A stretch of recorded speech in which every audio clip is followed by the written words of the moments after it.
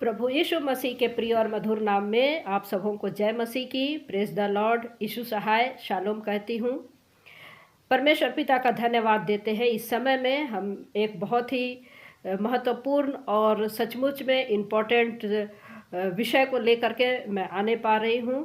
मेरे प्रियो, आप शुरू से मेरे पेज पर आप जुड़ते हैं। मेरे दिए हुए परमेश्वर ने जो हमको सिखाता है, हम लोग खरी शिक्षा देते हैं और आप उसको सुनते हैं, सीखते हैं और प्रभु में आगे बढ़ते हैं। लेकिन ऐसे कई लोग हैं जो कि गलत शिक्षा को लेकर के आते हैं और मिलावट करते हैं और उनको इतना डर लगता है खरी शिक्षा से, तो वे किस प्रकार से वीडियो बनाते हैं उसको मैंने आपके सामने पिछले दिनों में जो राजेश पॉल करके है उसके वीडियो को हम लोगों ने डाला था। आपने मसीह मंथन में जितने भी लोग हैं मैक्सिमम लोग इस चीज़ को डाले होंगे वीडियो को, और आपने कहीं ना कहीं देखा होगा। तो उसकी जो उनकी जो उन्होंने जो पॉइंट निकाला है खरी शिक्षा को लेकर के, मैं उसी विषय को लेकर के आज आ रही हूँ। उन्होंने राजेश पॉल ने और एंजल मसीह ने जो पॉइंट निकाला है, सबसे पहला जो उन्होंने बोला कि उपवास नहीं करना, ये खरी शिक्षा वालों की शिक्षा है कि ये उपवास नहीं करना। आपने गलत शिक्षा या आपने ठीक से सुना नहीं। मसीह मंथन कभी भी उपवास के खिलाफ नहीं है। हम लोग खुद उपवास करते हैं। उपवास कब करना है? जब तक पवित्र आत्मा लीड नहीं करता, जब तक पवित्र आत्मा आपकी अगुवाई नहीं करता है, आप उपवास नहीं करिए। ये है खरी शिक्षा की टीचिंग। ये है खरी शिक्षा की टीचिंग। आपने गलत सुन लिया, गलत अपने दिमाग में, चूँकि आपके पास में बौखलाहट है, चूँकि आपके पास में घबराहट है, तो जो आपने सोचा उसको आपने रिएक्ट किया। आपने ये नहीं मंथन नहीं किया। और हम मसीह मंथन वाले मंथन करते हैं वचन पर। तो पहला जो आपने पॉइंट निकाला वो उपवास नहीं करना, जो कि ऐसा मसीह मंथन नहीं सिखाता, खरी शिक्षा नहीं सिखाता है। उपवास मैं भी करती हूँ। यदि पवित्र आत्मा लीड करता है तो आप अवश्य ही उपवास कीजिए। दूसरा आपने निकाला है वर्शिप के बारे में। वर्शिप करना है, क्यों नहीं करना है? परमेश्वर की आराधना करनी है। मेरे घर में खुद पूरे म्यूजिक सिस्टम है, सिंथेसाइजर है, गिटार है, कीबोर्ड है, बहुत सारे मेरे घर में इंस्ट्रूमेंट है, माइक है। हम लोग गाते हैं, हम लोग बजाते हैं, वर्शिप करते हैं, इसमें कोई बुराई नहीं। लेकिन किस प्रकार की है? किस प्रकार की? आप खुद को महत्व दे रहे हैं या परमेश्वर की महिमा कर रहे हैं? आप लोग कहते हैं कि देखो दाऊद ने नाचा था। दाऊद किस कंडीशन में नाचा था? और वो पुरानी व्यवस्था है। आज के समय में हम उस प्रकार के हुड़दंग नहीं कर सकते, अपनी महिमा नहीं कर सकते, कलीसिया में इस प्रकार की हरकतें नहीं कर सकते। आपने बोला दशवांश नहीं देना है। दशवांश वाकई में नहीं देना है। इजरायलियों के लिए था और वो कुछ समय के लिए था। जब तंबू बन रहा था, वो कुछ समय के लिए था। याजकों को देना था और याजक भी दशवांश देते थे। अगर आप उस चीज़ को मानते हैं तो क्या आज आप पास्टर, आप लोग दशवांश देते हैं क्या? और दशवांश देना सबसे बड़ी मूर्खता है। आपको हर्ष से देना है। परमेश्वर का वचन करता है कि हर्ष से देने वाले से परमेश्वर प्रसन्न होता है। आप दशवांश की क्या बात करते हैं? आप 20% दीजिए, 30% दीजिए, पूरा दीजिए, लेकिन ज़बरदस्ती आप किसी से दशवांश की बातें नहीं कर सकते, नहीं कर सकते। आत्मा में भरने की बात करते हैं आप लोग। आपने पॉइंट निकाला है आत्मा में नहीं भरना, गिरना नहीं है। इसको मैं आज लेकर के आई हूँ और मैं बहुत विस्तार से मैं आपको और आपके जितने फॉलोवर्स हैं या तो फिर आपके कलीसिया के जो लोग हैं, इसको सीखना बहुत ज़रूरी है। क्या पवित्र आत्मा हमको पीछे गिराता है? आप जिस प्रकार से बता रहे हैं, क्या पवित्र आत्मा पीछे गिराता है? पवित्र आत्मा का स्वागत वास्तव में नहीं करना चाहिए, क्योंकि जब हम प्रभु यीशु मसीह को ग्रहण करते हैं, अपने उद्धारकर्ता के रूप में ग्रहण करते हैं, पवित्र आत्मा हमारे अंदर है। आप शुरू में प्रार्थना करते हैं या आपने अपने पाप का अंगीकार कर लिया, आपके अंदर हमेशा रहता है। ये ऐसा नहीं कि वो आते जाते रहता है। पवित्र आत्मा हमेशा रहता, तो आप किस को बुलाते हैं? अभी जब हम लोग इसकी शिक्षा को देखेंगे, पवित्र आत्मा क्या हमको नीचे गिराता है? क्या पवित्र आत्मा आते जाते रहता है? इसके विषय में आज मैं आपसे, राजेश पॉल जी और आपके कलीसिया के लोग या आपको जो सुनते हैं उनको मैं आज ये पॉइंट को बताना चाह रही हूँ। एक एक पॉइंट को हम लोग लेंगे और एक्सप्लेन करेंगे कि किस प्रकार से आप लोगों की शिक्षा कितनी गलत है और खरी शिक्षा कितनी खरी है, जिसको हम डंके की चोट पर हम लोग बताते हैं लोगों को। तो सबसे पहले हम लोग देखते हैं पेंटिकोस्ट के दिन में चेलों को जब पवित्र आत्मा मिला था, क्या वे लोग बेहोश हुए?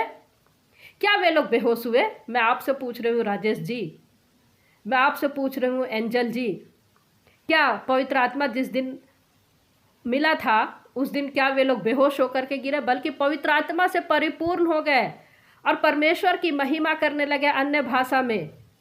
उन्होंने पवित्र आत्मा से परिपूर्ण हुए। पतरस को हम लोग देखते हैं, पतरस के विषय में हम लोग देखते हैं जो कि पूरा कितना डरपोक था। 3 बार उसने इनकार किया, 3 बार उसने इनकार किया, लेकिन जब वो पवित्र आत्मा का सामर्थ पाता है, अभिषेक होता, प्रभु का कार्य वो करने लगता। हजारों की भीड़ में ऊंचे स्वर से वो प्रचार करता है।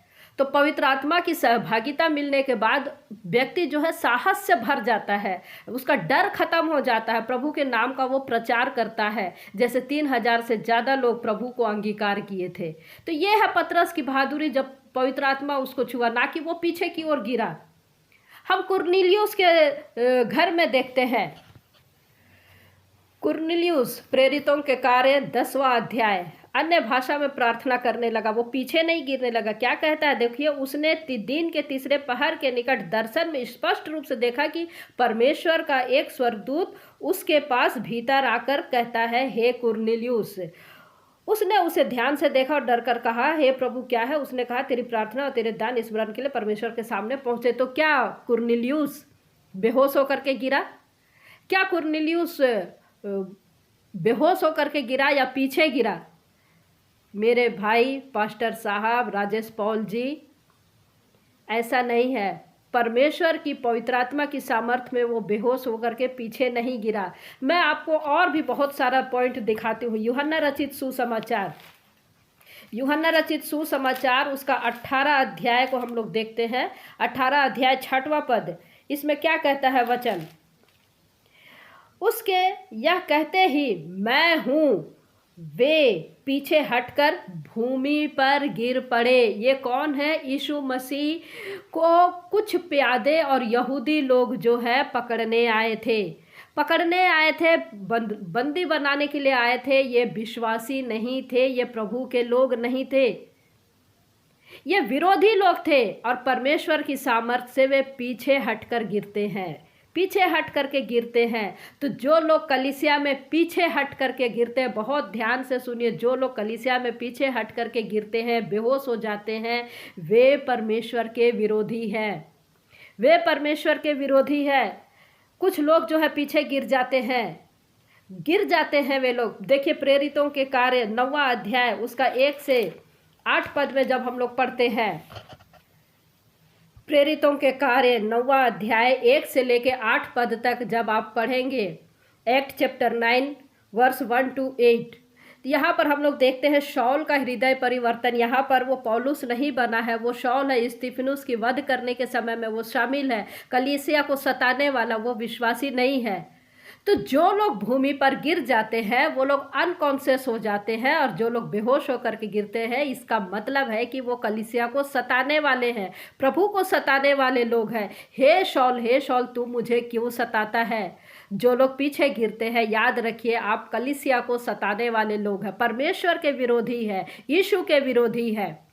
तो यूहन्ना रचित सुसमाचार 18 अध्याय उसका 6 पद में हम लोग देखें कि वे लोग कैसे गिर रहे हैं जब यीशु मसीह को पकड़वाने के लिए आते हैं। और यहाँ हम लोग देखते हैं कि पौलुस के समय में कि वो कैसे गिर रहा। तो ये जो प्रभु यीशु मसीह के विरोधी लोग हैं, ये जो है गिरते हैं या पवित्र आत्मा की सामर्थ्य उसको नहीं छुपाती, वे लोग डर से गिरते हैं। ध्यान रखिएगा, आप एक्सपोज हो रहे हैं, आप विश्वासी नहीं है, आपने अभी तक उद्धार को नहीं पाया है, आपने अभी तक प्रभु का विश्वास नहीं किया है, अभी तक विरोधी है, अविश्वासी और कलीसिया को सताने वाले हैं आप। कई बार हम क्या है हमको खुद समझ में नहीं आता, लेकिन ये वचन आपको अपने आप को जांचने का ये समय है। देखिए मत्ती रचित सुसमाचार 28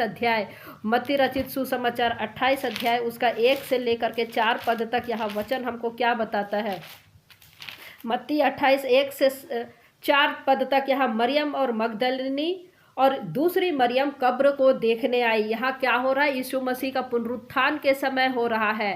तो अनकॉन्शियस में कौन गिर रहे हैं? जो प्रभु के विरोध में खड़े हैं वे लोग ही कांपते हैं, मृत्यु के समान और शिवरिंग होते हैं। परंतु यहाँ पर हम लोग देखते हैं मरियम है, मगदलिनी है, वे लोग आए। लेकिन यहाँ पर हम लोग देखते हैं कि साथ ही साथ पहरुए हैं, ये भी मरियम मगदलिनी के समान खड़े हैं, मृत्यु के समान। वे लोग निर्जीव होकर के नहीं गिरे। क्यों? क्योंकि वे प्रभु के पीछे चलने वाले लोग हैं, विश्वासी लोग हैं। और देखिए ये लोग नहीं गिरे।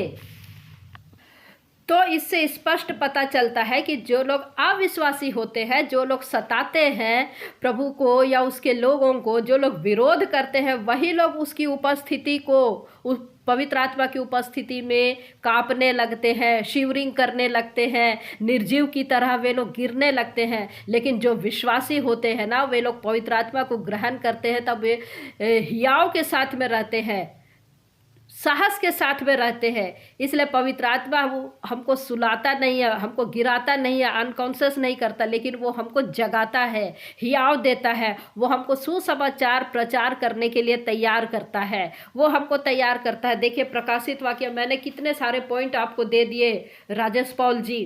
प्रकाशित वाक्य की पुस्तक उसका पहला अध्याय उसका 17 पद देखिए क्या कहता है।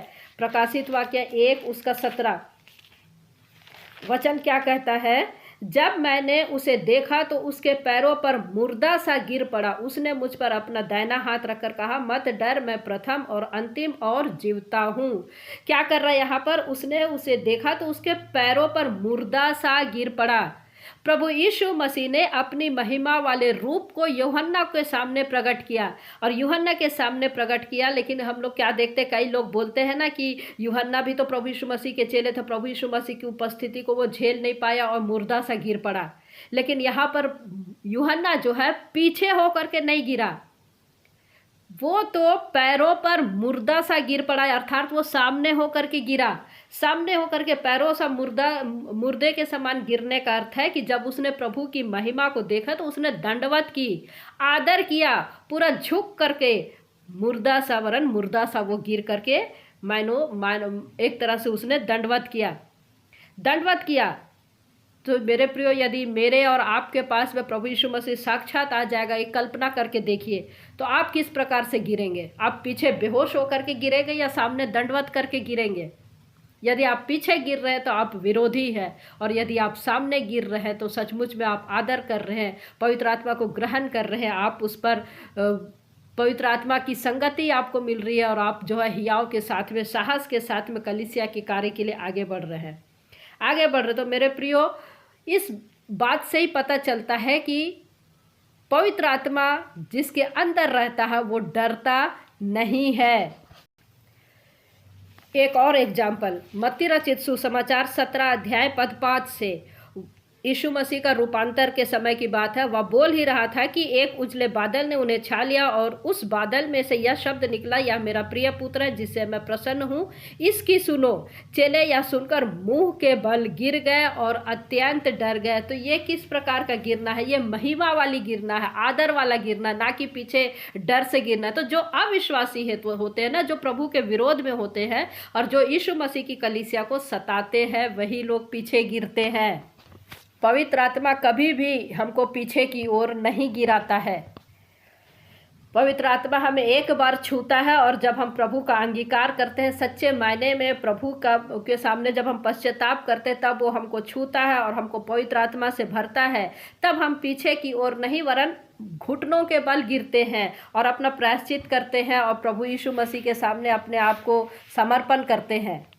देखिए 2 कुरिन्थी उसका पहला अध्याय पद 22 क्या कहता है? जिसने हम पर छाप भी कर दी है और बयाने में आत्मा को हमारे मनों में दिया।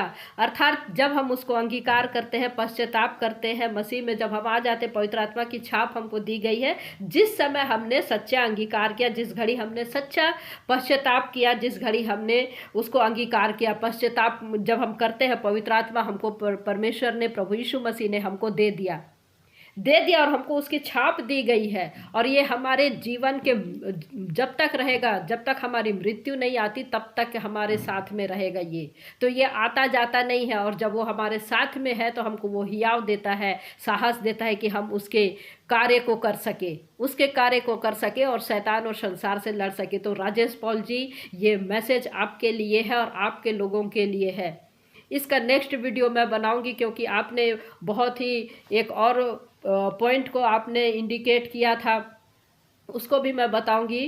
पापा नहीं बोलना है, अगुओं की ज़रूरत नहीं है, तो अगवे और क्या कहते हैं अभिषेक दास कोई नहीं। तो ये भी बहुत लंबे सब्जेक्ट है, इसको मैं नेक्स्ट वीडियो में आपके लिए बनाऊंगी, आपके लोगों के लिए। तो जय मसीह की, प्रभु आप और आपके लोगों की सहायता करें। Praise the Lord.